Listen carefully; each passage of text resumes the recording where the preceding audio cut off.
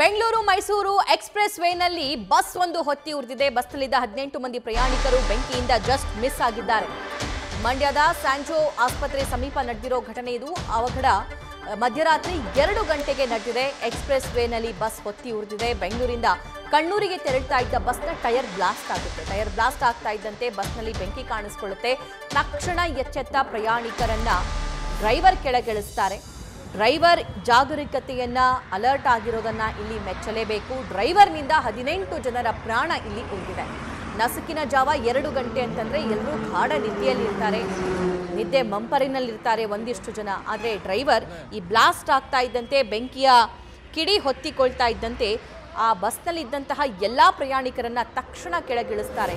ಆ ಬಸ್ನ ದೃಶ್ಯವನ್ನ, ಈಗಿನ ದೃಶ್ಯವನ್ನ ಗಮನಿಸಿದ್ರೆ ನಿಜಕ್ಕೂ ಭಯ ಆಗುತ್ತೆ. ನೋಡ್ತಾ ಇದ್ದೀರಿ ನೀವು, ಬಸ್ ಹೊತ್ತಿ ಉರಿತಾ ಇರುವ ದೃಶ್ಯ. ಹೊತ್ತಿ ಉರಿದ ನಂತರ, ಆ ಬೆಂಕಿ ಆರಿದ ನಂತರ ಬಸ್ನ ಪರಿಸ್ಥಿತಿ ಕಂಪ್ಲೀಟ್ಲಿ ಸುತ್ತಲೂ ಕರಕಲಾಗಿದೆ. ಆ ಬಸ್ನಲ್ಲಿ ಯಾರಾದರೂ ಒಬ್ರು ಇದ್ದಿದ್ದಿದ್ರೆ ಅವರ ದುರ್ಮರಣ ಕಟ್ಟಿಟ್ಟ ಬುತ್ತಿ ಇರ್ತಿತ್ತು. ಆದರೆ ಡ್ರೈವರ್ ಜಾಗರೂಕತೆಯಿಂದ, ಚಾಣಾಕ್ಷತನದಿಂದ 18 ಜನರ ಪ್ರಾಣ ಉಳಿದಿದೆ. ಮಂಡ್ಯದಲ್ಲಿ ನಡೆದಿರುವಂತಹ ಘಟನೆ ಇದು.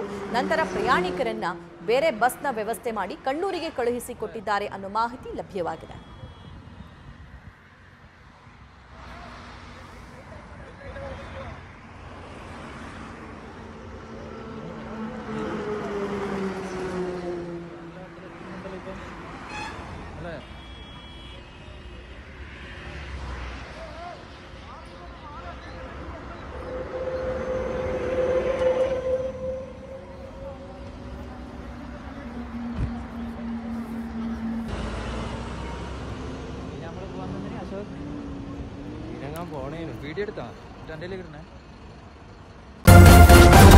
ನ್ಯೂಸ್ ಫಸ್ಟ್, ನಿರ್ಭೀತಿಯಿಂದ ನಿಮ್ಮ ಪರವಾಗಿ.